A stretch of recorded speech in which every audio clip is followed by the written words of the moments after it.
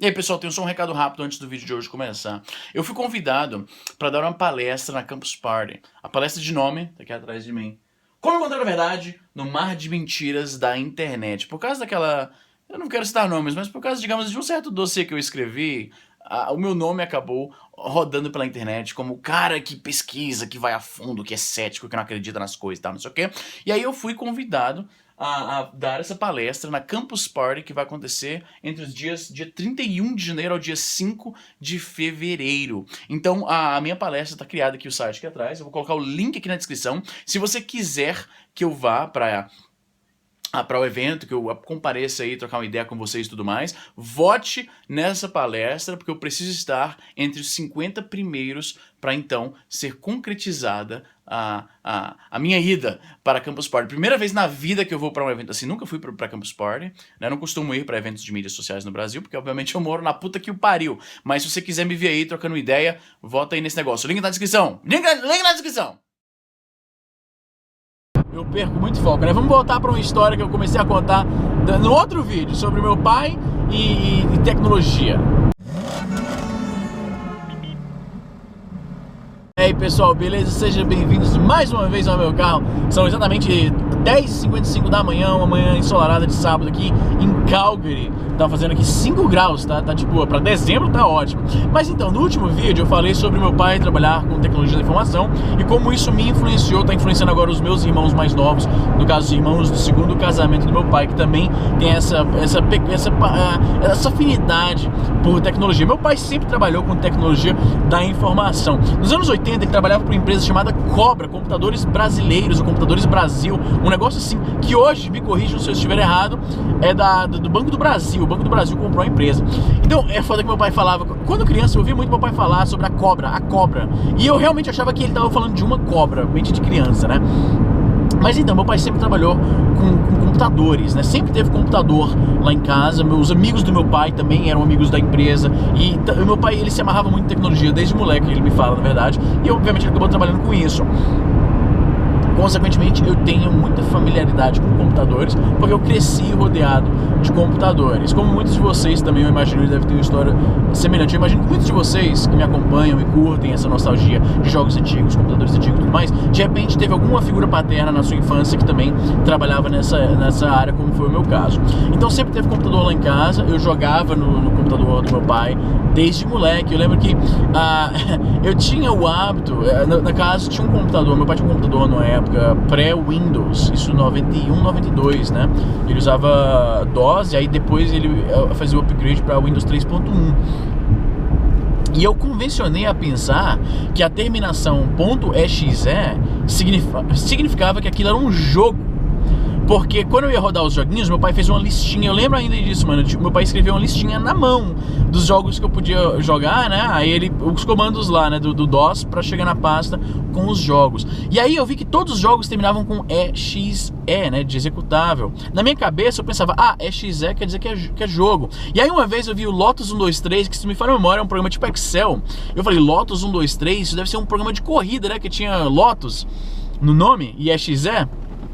Eu abri o negócio e não era um jogo, mas enfim, cresci jogando por causa do meu pai, que trabalhou sempre nessa área. E aí tinha as conexões familiares que reforçavam, né, essa cultura, vamos dizer assim, de computador e videogame, especialmente computador. Eu tive videogame por relativamente pouco tempo, como eu contei na história de como eu quebrei meu Super Nintendo. Eu tive mais contato com jogos de computador e é por isso que eu sempre falo no 99 Vidas que eu sou o representante da galera dos PCs, porque eu tenho a impressão que o Jurandir, o Bruno e o Evandro, eles não jogaram um jogo de PC com tanta frequência. Eu acho que foi o que jogou mais. Tanto é que quando eu trago os jogos de PC lá no 99 Vidas, eles ficam meio perdidos às vezes, a menos que sejam os jogos mais populares. Mas então, no meu caso, o que fortalecia mais ainda essa questão de gostar de videogame, essa conexão com tecnologia e tal, eram os meus primos, o Eduardo e o Pedro Henrique. Especialmente o Eduardo, eu era mais próximo do Eduardo porque a gente tinha mais ou menos a mesma idade. E aí eu ia na casa lá da minha tia, né, encontrar com os... Eu acho que um dos momentos mais felizes da minha vida, o que eu gostava mais, era quando meu pai falava, vamos lá na casa da tia Eló. E a gente ia lá na casa da tia Eló, ia ver os meus primos e tal. E aí a minha tia Eló tinha um quartinho lá, que era onde ela fazia os trabalhos dela e tal, tipo uma pequena... uma área de trabalho lá, né, e ela tinha um computador lá dela. E aí o meu primo sempre ia lá e me mostrava os joguinhos novos que tinha instalado, né? E eu nunca tive jogos completos, eu jogava mais, eram os jogos de demonstração, né? O shareware. Eu nunca sei se eu pronuncio abrasileirando ou se eu pronuncio da forma, entre aspas, certa e babaca. Porque a pronúncia certa de shareware, que era como a gente falava na época, é shareware. Mas às vezes eu me sinto babaca pronunciando corretamente. Enfim, eu tinha mais familiaridade com jogos incompletos, jogos de demonstração, jogos de shareware e tal, que a gente comprava, que vinham na revista do CD-ROM e outras revistas, publicações semelhantes, voltadas para o público dos computadores. E aí, o meu primo, ele tinha o hábito de, a mãe dele comprava jogos completos mesmo, na loja e tal, que era uma coisa que eu nunca tinha visto antes, um jogo completo, de fato. Eu vi pela primeira vez, antes, teve uma época que essas revistas de CD-ROM começavam a dar jogos completos, e todos os jogos completos que eu tive na época vieram através dessas revistas. Já o meu primo, ele ganhava jogos completos mesmo, muito foda. E aí eu ia lá na casa dele e a gente jogava, por exemplo, Command & Conquer, um dos meus jogos favoritos, uma das minhas franquias favoritas, que me foi apresentado através do meu primo Eduardo. E aí a gente ficava lá vendo o manual do jogo e tal, e jogando junto e dando dicas um pro outro, um monte de moleque ao redor do computador da minha tia e tal. Full Throttle também, um dos meus jogos favoritos, que agora recentemente anunciaram que vai ter um remaster, né, que nem fizeram com o Day of the Tentacle, que eu tô jogando no iPad. Meu primo tinha o Full Throttle novamente completo, na caixa, bonitinho, com manual, e a gente ficava lendo o manual, ficava viajando naquilo.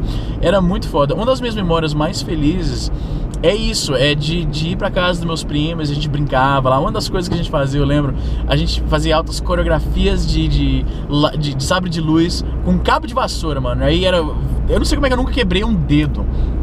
Uma das muitas presepadas que eu aprontei na casa da minha tia foi encher uma arminha d'água com desodorante líquido, que eu acho que nem tem mais hoje em dia, aqueles que você borrifava, sabe qual é? E aí acender, olha isso, enchi uma arminha de arminha d'água com desodorante líquido. Acho que minha tia nunca soube disso. Eu vou colocar esse vídeo lá no grupo de família pra ver se minha tia sabia disso.